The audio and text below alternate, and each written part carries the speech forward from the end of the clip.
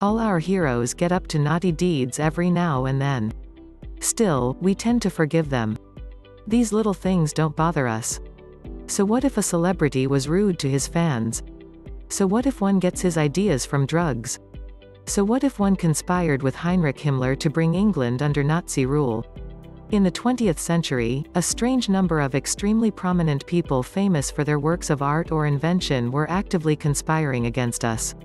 It's mystifying that people in the forefront of the public eye were actively working on conspiracies that mainly amount to treason, but they did.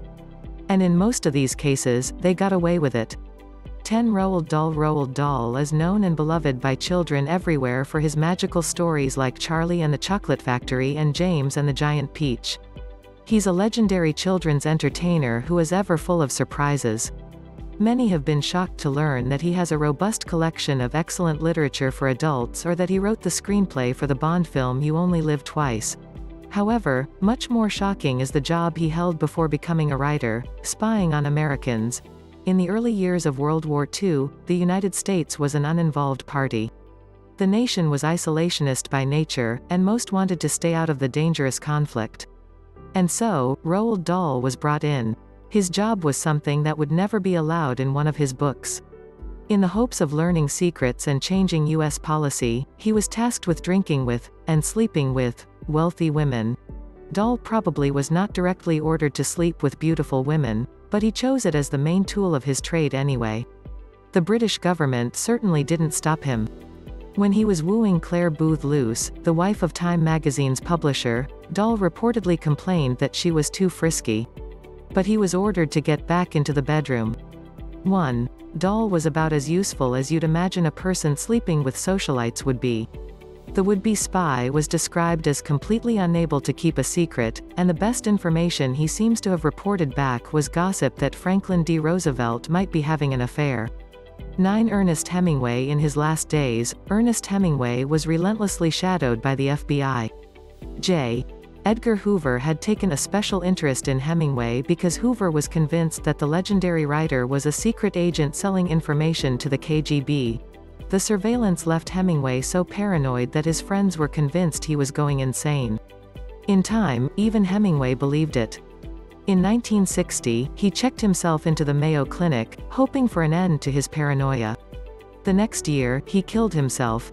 To this day, the tragedy of Hemingway's death has been directly blamed on Hoover's surveillance, which was based on the mad notion that a famous author was a Soviet spy. The thing is, Hoover was right. Hemingway really was a Soviet spy.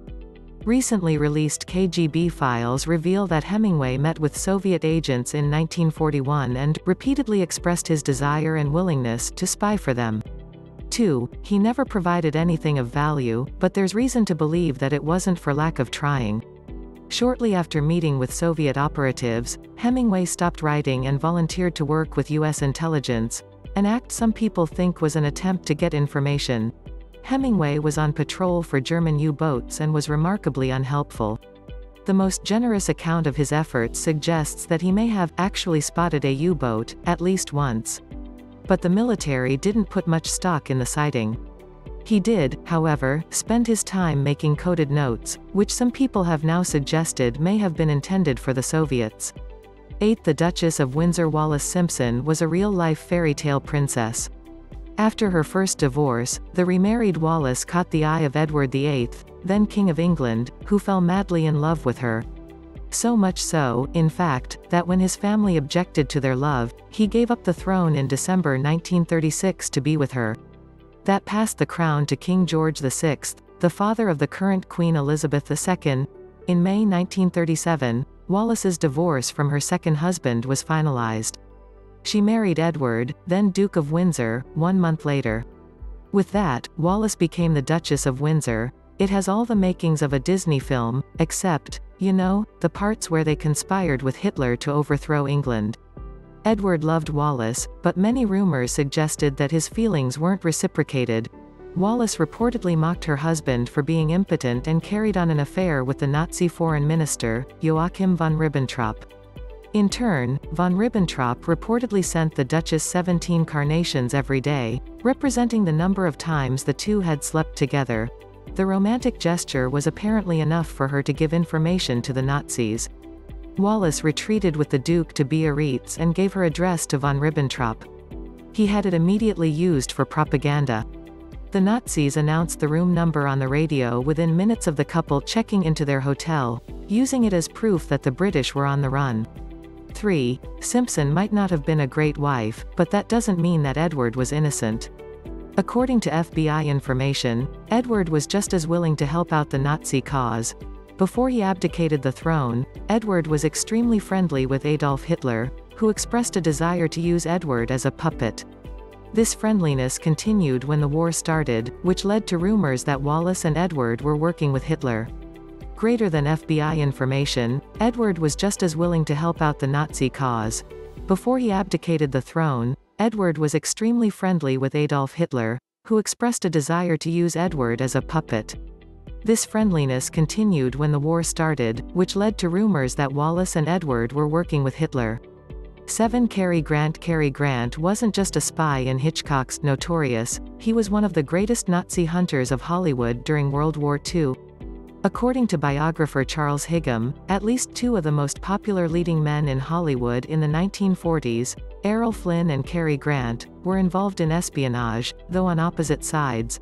Higham reported that Flynn was a Nazi sympathizer who had visited Germany before the war and even met with Adolf Hitler.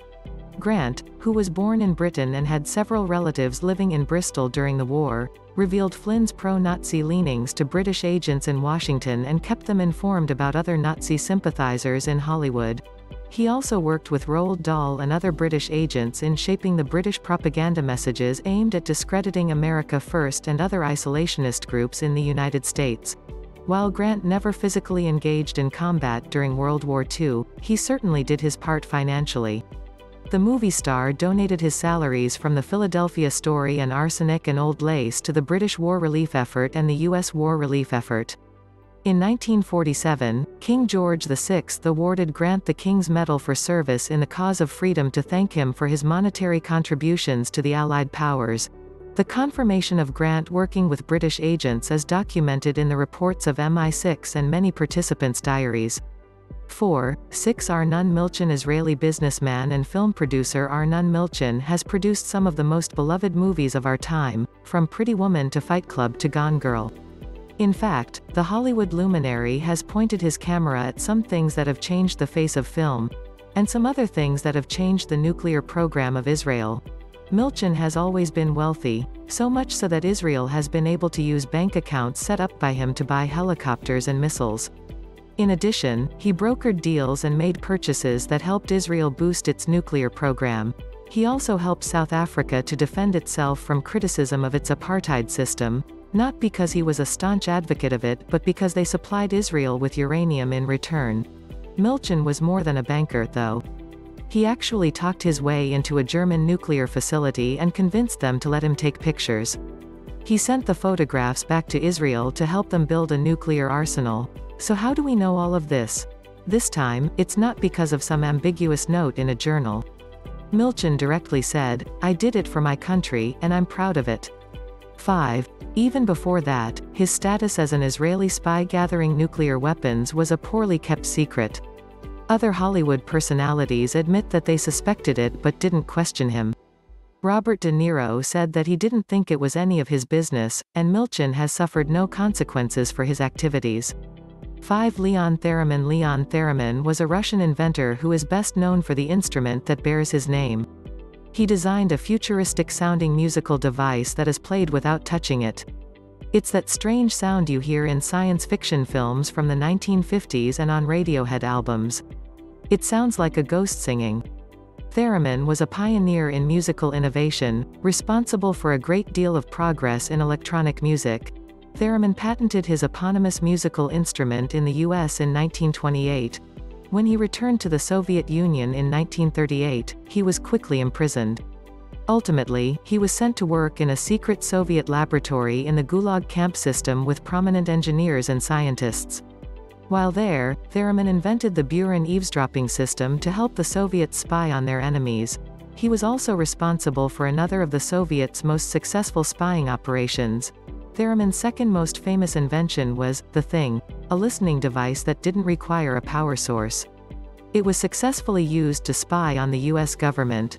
Theremin's Thing was hidden inside a wooden seal of the United States and presented to the U.S. ambassador to the Soviet Union by Soviet schoolchildren in 1945. The kind gesture touched the ambassador, who hung it up in his home. He didn't know that the USSR had men sitting outside the embassy in a van, listening to everything he said. As this unique device didn't need power, the thing was nearly impossible to discover. So it took 7 years before anybody found it. Finally, British broadcasters picked up its radio waves, which led the Americans to track the source and discover the listening device. 6. As for Theremin, he was released from the Gulag Laboratory in 1947. But he continued to work with the KGB until 1966. 4. Kim Philby. Kim Philby was a British spy, and a major one at that. Philby worked his way up to the head of MI6's anti-Soviet division. It was an incredible accomplishment for anyone but especially for Kim Philby. Because Kim Philby was secretly a Soviet spy. At the time, MI6's anti-Soviet division was littered with Soviet agents. It was an incredibly effective campaign of espionage against a nation that had excelled at repelling enemy spies in the past. Philby successfully obtained and shared information with the Soviet Union until another KGB agent informed the US government of the presence of 5 spies in British intelligence. As the agents closed in on him, Philby protected himself by selling out some of his cohorts. The agents came in closer, however, and Philby was forced to resign. He was not found out until he defected to the USSR in 1963. Even after he escaped to the Soviet Union, Philby had an incredible impact. The CIA spent another 10 years in a search for traitors. No longer trusting the work they had, they were convinced that they had been infiltrated the same way. 7. Robert Hanssen. The FBI had a mole too. Like Philby, Robert Hanssen worked for the counterintelligence unit while secretly feeding information to the Soviet Union. Hanssen managed to work as a double agent for about 20 years. Starting in 1985, he collected information on computer disks and dropped off packages for Soviet agents. The method was incredibly successful. The FBI has admitted that more than 6,000 pages of confidential information were compromised, including dozens of US documents classified as top secret. 8. He was also paid handsomely, earning $600,000 for his services. At least, that's what the FBI can prove. Apparently, Hanssen continued spying during the collapse of the Soviet Union and the reformation of modern Russia. Ultimately, he was arrested while dropping off documents in February 2001. Hanssen has lived a total double life. His wife was completely unaware that he was a spy. During a polygraph test, she testified that Hanssen told her that he was tricking the Russians.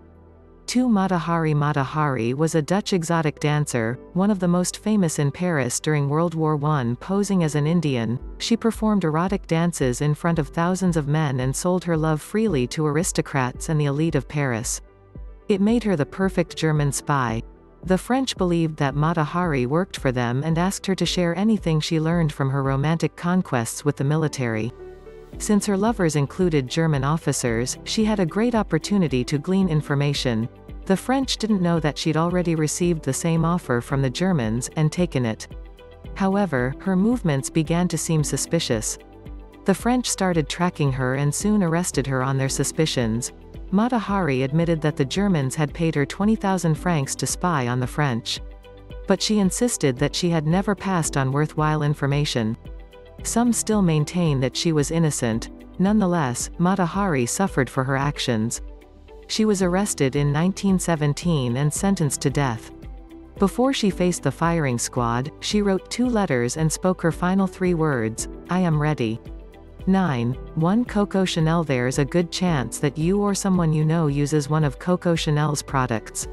Chanel No. 5. Perfume is one of the most popular in the world, and her name is synonymous with fashion and high culture. It's less often linked to her time as a Nazi spy. Chanel was in France when it was occupied. While others lamented the Nazi presence, Chanel openly embraced it. The embraced, there is literal, as Chanel quickly found herself sharing a bed with a Nazi officer named Baron Hans Gunther von Dinklage. Chanel wrote off the romance with a witty remark, saying that a girl her age doesn't have time to look at a man's passport. In truth, though, she did look at his passport, and was apparently thrilled by it. First, she tried to use German rule for profit. Chanel, who has been described as fiercely anti-Semitic, had sold her No. 5 perfume to a Jewish company and then tried, unsuccessfully, to use Nazi Aryanization laws to revoke their claim. When Chanel signed up to be a Nazi spy, she was given the agent number, F7124, and the code name, Westminster. It seemed that her duties mainly involved helping to recruit other informants and spies who might be willing to give information to the Nazis. She wasn't content to settle for that though. Chanel and her beau traveled to Berlin in 1943 to offer their services to Heinrich Himmler, who saw her as the perfect person to influence British policy. Chanel, who was friends with Winston Churchill, was dispatched to England to convince him to make a truce with the Nazis. 10. Churchill never agreed to see her, so Chanel didn't turn the tide of the war. He did, however, ensure that she got away safely afterward despite the intention of the French resistance to have her executed as a spy. Thanks to her enormous influence, Chanel was allowed to escape to Switzerland with her Nazi lover and managed to hide her Nazi involvement almost entirely during her lifetime.